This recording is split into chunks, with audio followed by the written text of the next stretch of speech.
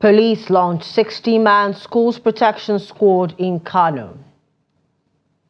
Court stops National Electricity Regulatory Commission from implementing new electricity tariff. CBN governor says government palliative purchases driving food inflation in Nigeria. On the foreign scene, UK protesters block bus in attempt to stop asylum seekers from being moved to a barge. Hello and welcome to Trust TV's news update. I am Chiamaka Nwafo. Thanks for joining us. Now, the Kano State Police Command has launched a 60-man squad trained to improve the security of primary, secondary and tertiary schools in the state. The School Protection Squad initiative is part of the Inspector General of Police (IGP) strategy for ensuring school safety. The Commissioner of Police, Usaini Gumel, made this known while highlighting his achievements in the last year after assuming office.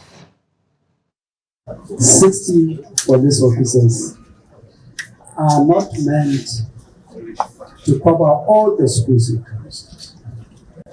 After all, even if it is one police want to school, I think in Kano City alone we have more than 60 schools. So it's not about the number.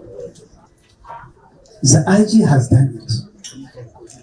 The eyes is on us to sustain it.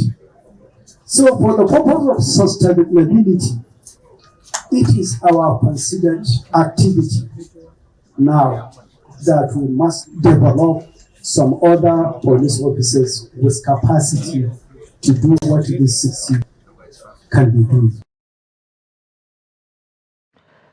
The police in Yobe State have confirmed the death of an 11-year-old boy who was kidnapped and fed with hard drugs by his abductors. The police allege that one Muhammad Abdullahi, aged 19, kidnapped the victim, who was his neighbor in Gujba local government area. The Commissioner of Police, Ahmed Garba, who disclosed this to journalists, that the suspect confessed that he demanded 600,000 naira from the parents, but that they were unable to release the money. The Commissioner said the suspect fed the victim with harmful drugs, which resulted to his death and burial in a shallow grave. A sad one there. A federal high court in Kano has granted an interim order restraining National Electricity Regulatory Commission (NERC) from implementing or continuing to give effect to the April 2024 supplementary order to its multi-year tariff order for Kano Electricity Distribution Company, where the tariff was increased from 76 naira 54 kobo per kilowatt to 22 naira to 225 naira per kilowatt. Justice Abdullahi Muhammad Liman, who granted the order, also directed NERC and KEDCO from taking any step howsoever described pending hearing and determination of a motion or notice filed by the applicants. NERC and KEDCO are also restrained from intimidation or threatening to disconnect the applicants from electricity supply for non-acceptance of the April 2024 supplementary order pending hearing in the substantive suit. The court granted the order after hearing counsel for the applicant Abubakar Balarabi Mahmood and Yahaya Isa Abdul Karim moved the motion ex parte, supported by an affidavit sworn to by one engineer, Aliyu Jibrin Abdullahi. The court ordered that the interim injunction be published in national dailies and fixed May 16 for hearing on the motion on notice. Still on matters of the court, Justice Emeka Wite of the Federal High Court in Abuja has set aside an order for the arrest of Edison Ehe, Chief of Staff to River State Governor Siminalayi Fubara. Others also affected by the order are Jinjiri Bala, Happy Bennett, Progress Joseph, Adokie Oyagiri and Chibuike Peter. The Chief of Staff and others were sued before the court for alleged acts of terrorism. Shortly after the charge was filed against them, they were declared wanted by the court. But an order of the court dated April 25th, 2024, the court set aside the order. According to Justice Wite, the order was made without jurisdiction. The Executive Chairman of the Economic and Financial Crimes Commission, EFCC, Ola Olukoyede, has described compliance with rules and regulations as the key to growth and development, stressing that a lack of it was at the root of corruption in the country. He made this disclosure in Abuja on Thursday when a delegation from the Compliance Institute Nigeria, led by its president, Patterson Ulega, paid him a courtesy visit at the corporate headquarters of the Commission. According to him, the success of any process or procedure in a society is based on the issue of compliance. He also assured the Institute of EFCC's cooperation and collaboration in its programs and activities. The National Security Advisor, NSA, Nuhu Ribadu, has directed all law enforcement agencies, regulators, businesses and stakeholders to begin the full implementation and enforcement of the Cybercrimes Prohibition, Prevention, etc. Amendment Act 2024. A statement by the Head Strategic Communications Office of the NSA, Zakari Minjiyawa, said all impediments to the full operationalization of the cybercrimes law have been addressed. As a result, the NSA said a 0.5% levy on all electronic transactions valued by the specified businesses in the second schedule to the Cybercrimes Act would be paid and credited to the National Cybercrime Fund. Go down to the south, where residents of Lagos State has voiced out their concerns over the recent increase in electricity tariffs by the Nigerian Electricity Regulatory Commission, NEC. They said unstable electricity supply and the high tariffs are significantly affecting their businesses. Victoria Tokolo reports as presented from our studio.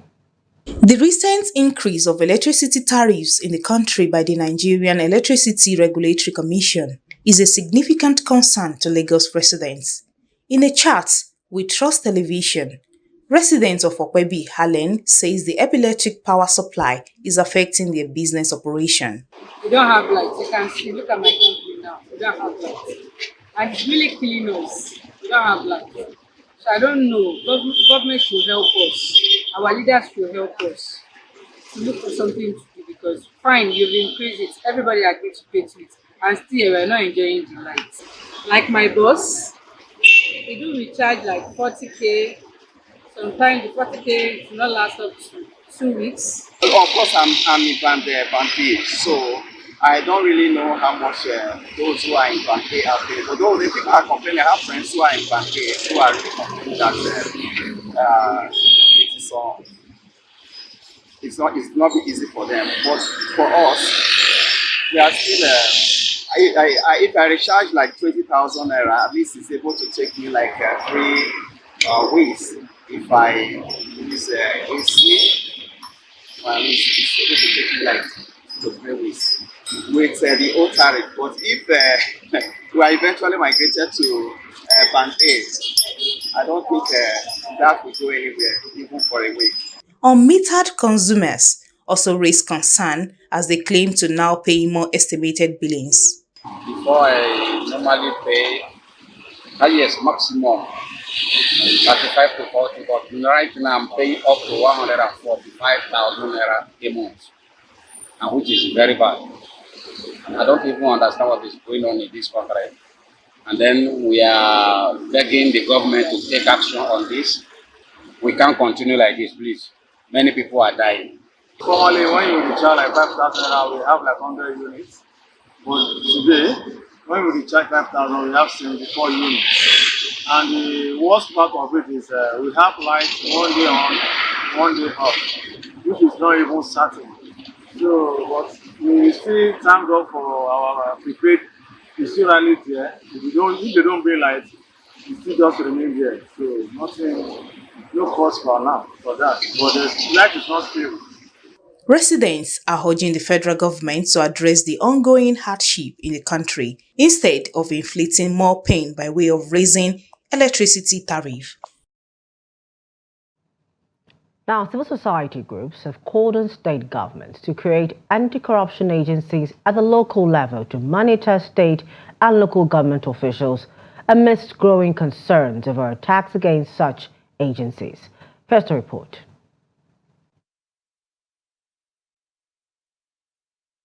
The cohort, which includes notable transparency and accountability-focused civil society groups, are deeply concerned about the spate of malicious attacks targeted at anti-graft institutions for enforcing the rule of law. They say the attacks, which are often through sponsorships, insensitive opinion publications on national dailies, among many others, are all antiques used to shield politicians guilty of corruption.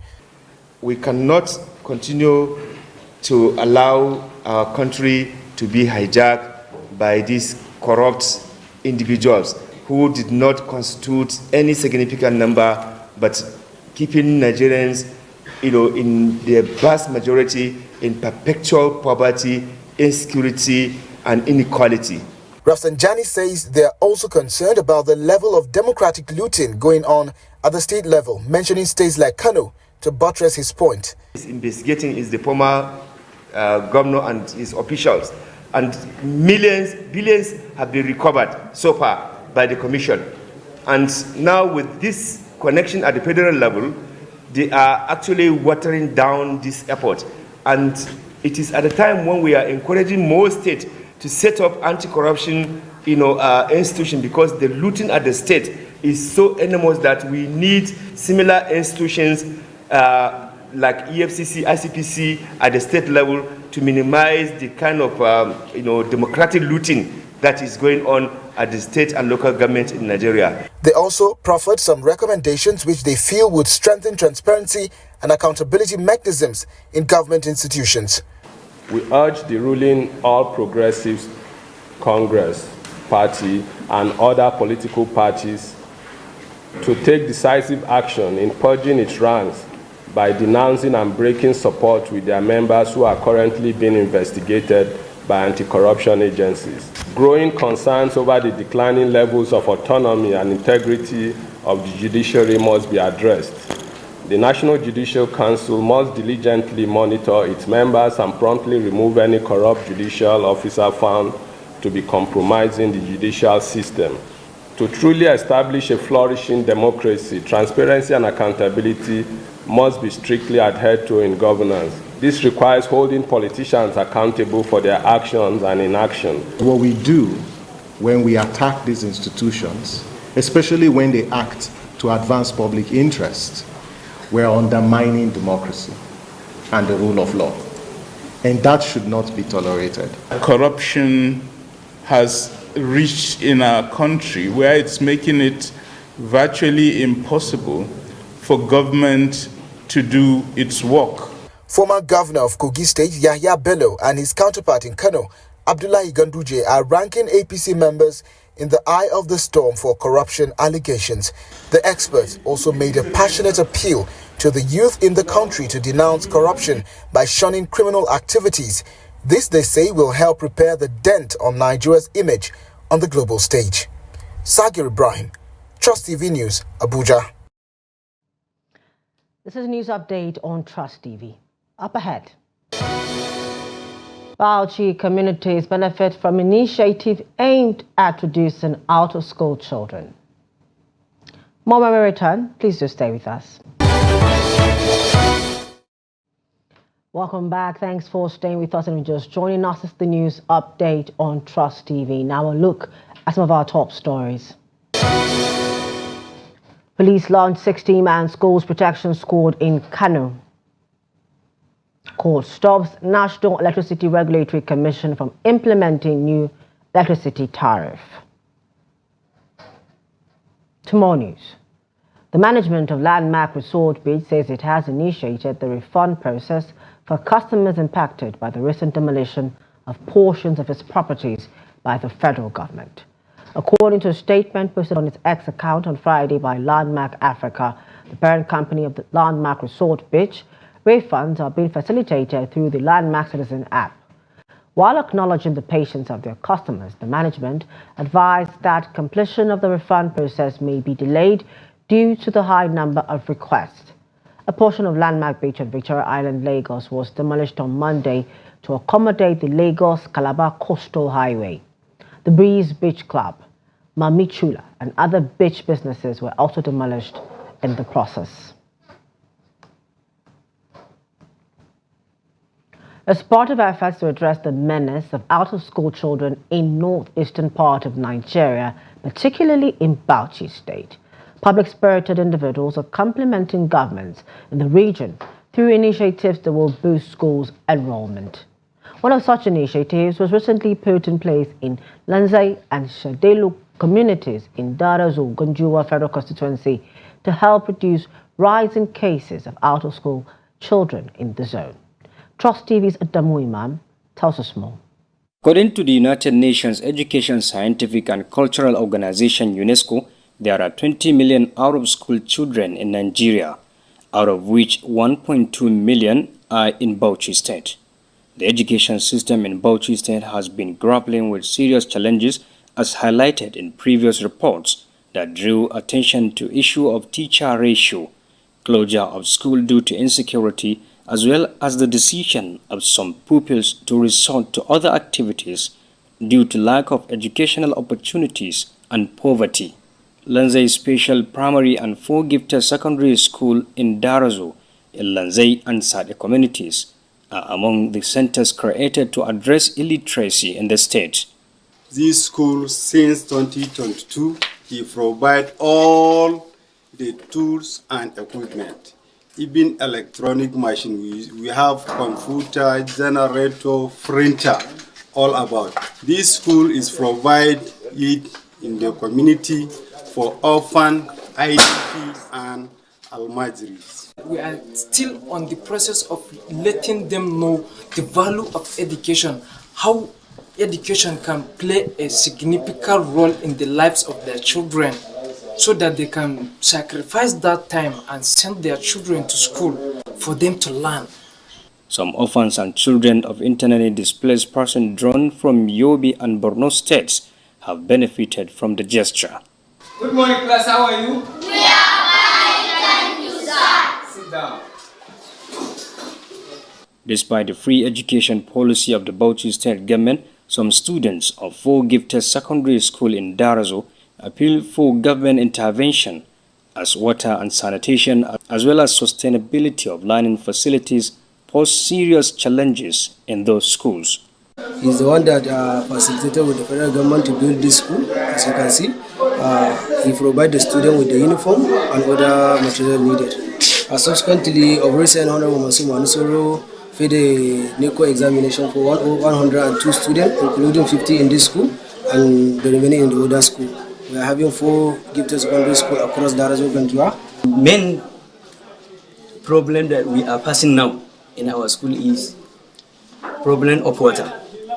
Why? Because every morning we have to go out and fetch water in our school.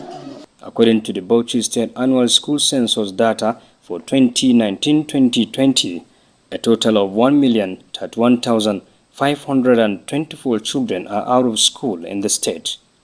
Worried by the worsening situation, the Bauchi State government organized an education summit earlier this year to map out strategies to tackle the dwindling level of enrollment in schools.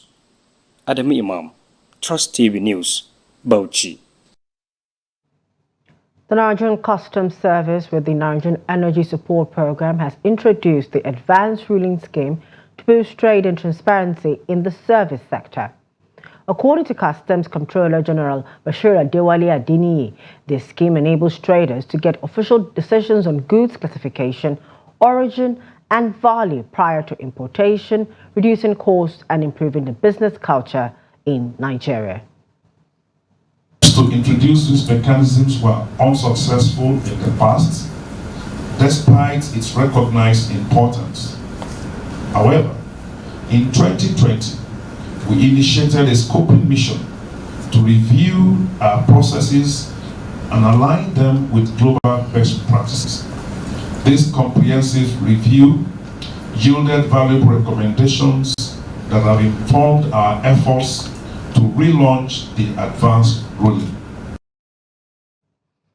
And away from Nigeria, United Kingdom protesters on Friday blocked a bus which was believed to have arrived in Peckham, southern London, to embark asylum seekers bound for a controversial barge. The BB Stockholm barge, a 222-room, 3-story boat, was chartered by the UK government last year. It is currently moored off Dorset, one of the UK's poorest coastline communities. Demonstrators slashed the tires of the bus before sitting on the road.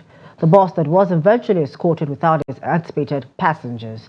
The Home Office, the UK's Interior Ministry, has used the BB Stockholm barge to try to cut the cost of sheltering people seeking protection in the country. Police has, however, arrested 45 people of the protesters. Still staying in Britain, the Britain's ruling Conservatives lost a parliamentary seat to the main Labour opposition Friday as the country awaited local election results likely to pile more pressure on embattled leader Rishi Sunak. Labour seized the constituency of Blackpool South in the northwest of England, the latest by-election defeat for the Tories, as it appears on course to lose an upcoming general election. The vote, triggered by a lobbying scandal that saw the area's Conservative MP resign, took place as voters cast ballots on Thursday in a mix of council, mayoral and other local contests across England. Labour's Chris Webb won with 26.3% swing, the third largest margin from the Conservatives to Labour at a by-election since World War II. And in sport, Ibadan-based boxer Rashidi Dowu has been handed his deserved UBO African light heavyweight belt following a contentious bout in Accra that was declared a draw despite the Nigerian knocking out his Ghanaian foe. After dominating the fight in 2 rounds and sending his Ghanaian opponent Basde Sami to the canvas twice, Idowu wheeled away in victorious mood as medics anxiously tried to revive Basde. However, Ghanaian officials announced the fight a draw before the UBO upturned the result in favor of the Nigerian. The UBO belt was delivered in Nigeria by the Ghana Boxing Authority on April 17, 4 days after the controversial bout. Still in sports, the New York Knicks will face the Indiana Pacers in the Eastern Conference semi-finals after both progressed from the first round of the NBA playoffs. The Knicks were the second seed in the East, won 118-115 in Philadelphia to clinch a 4-2 series win over the 76ers. The Pacers will begin their best-of-7 series with the Knicks in New York on Monday. That's much we have for you on news updates at this hour. For more news, programs and documentaries, please do well to follow us on our social media platforms and on our YouTube live stream. I am Chiamaka Nwafo. Thank you for watching.